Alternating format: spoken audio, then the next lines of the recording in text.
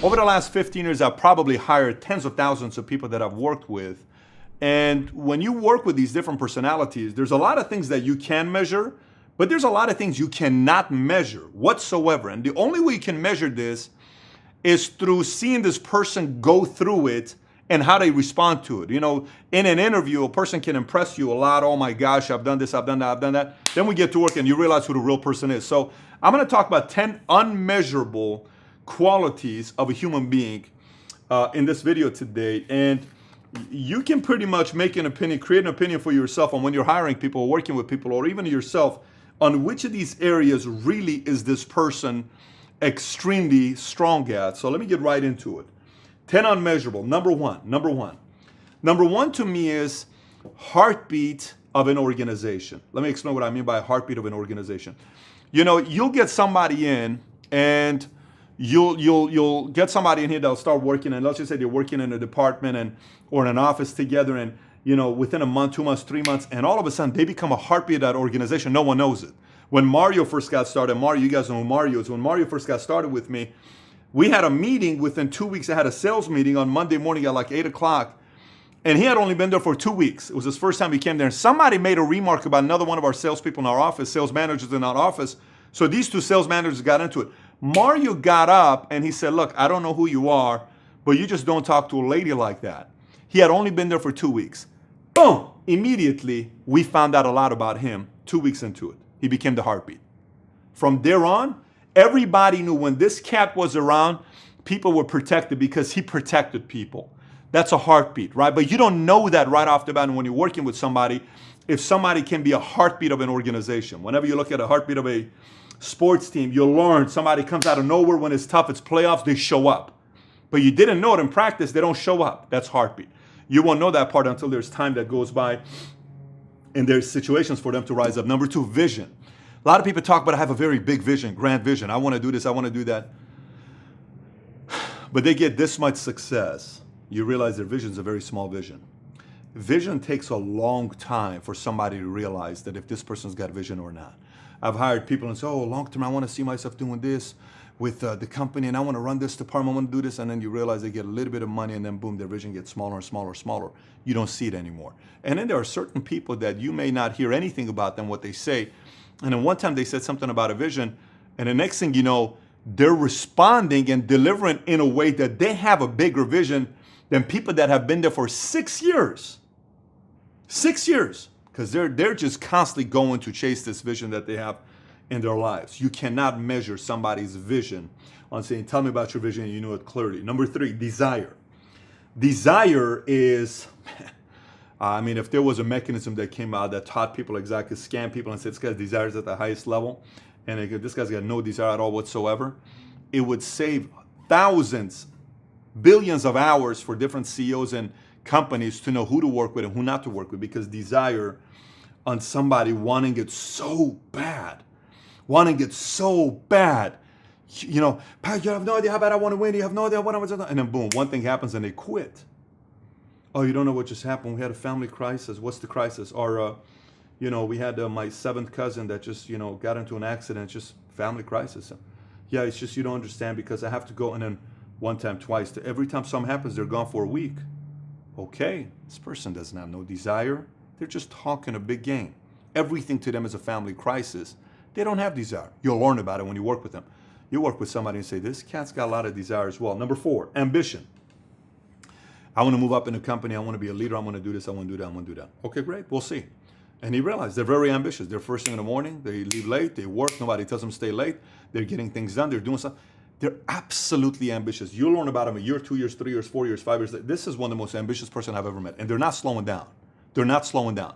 You can't measure someone's ambition by just looking at them. Number five, long-term thinking. A lot of people are short-term thinking.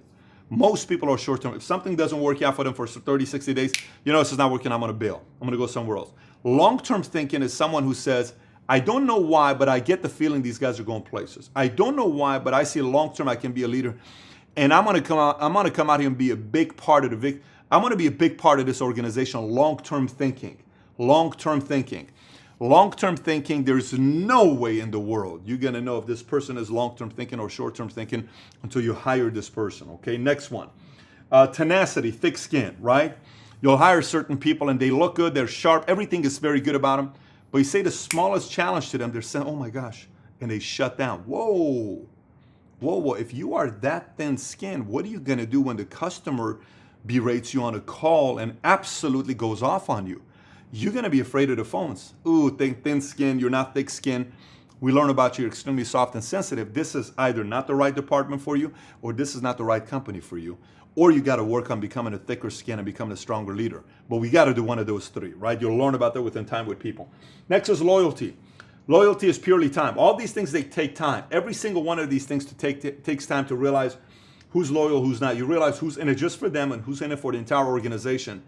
Loyalty to me is a very big thing because it doesn't take thousands of people to create a major movement.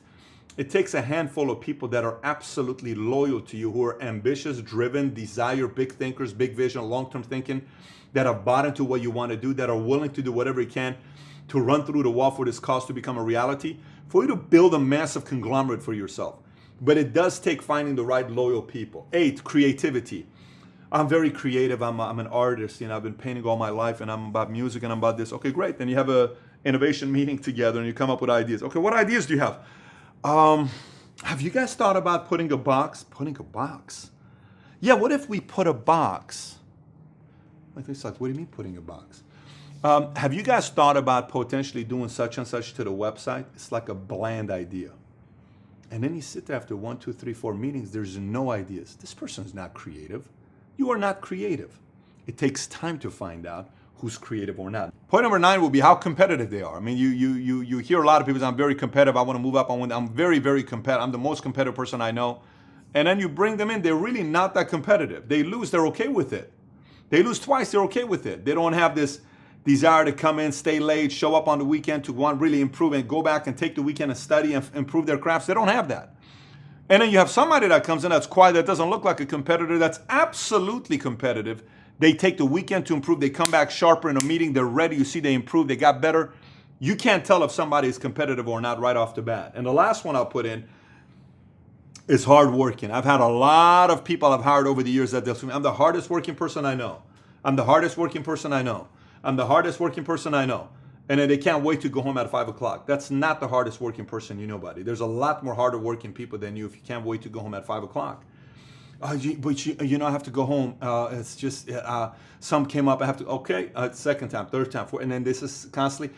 It's Friday. I have to leave at 3 o'clock, and then you see them come Monday to work, and their face is so red because they went golfing the entire time, and so all those sorts of things you see on the hard work side, on the competitive side. You can't measure these types of things. No matter who you hire, you can't.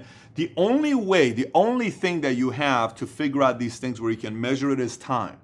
Time's the only thing you have when you hire somebody to find out what their heartbeat is, their real vision, the desire, the ambition, how long-term thinking they are, how thick-skinned they are, tenacity, loyalty, creativity, how competitive and how hardworking you are. The only thing you have as you are working with them is to pay very close attention to these areas, and hopefully they have enough tests that you can put to see if they truly have these things. You as a leader can test these areas to find out, yep, they have it. No, don't have it. No, don't have it. Yes, they have it. Again, yes, they have it. Again, yes. This is real because 3 times I tested same area, the person has it. And you as a leader find out about these areas by certain tests you give them when you're working with these folks. And that's a whole different subject that we can get on. But anyways, that's my message to you. If you haven't subscribed to this channel, please do so. If you got any questions and comments, feel free to comment on the bottom as well. And if you're watching this video on a complete different website, you can always come back to my website, patrickbetdavid.com, subscribe to my newsletter. And again, thanks for watching and comment on the bottom. Take care. Bye-bye.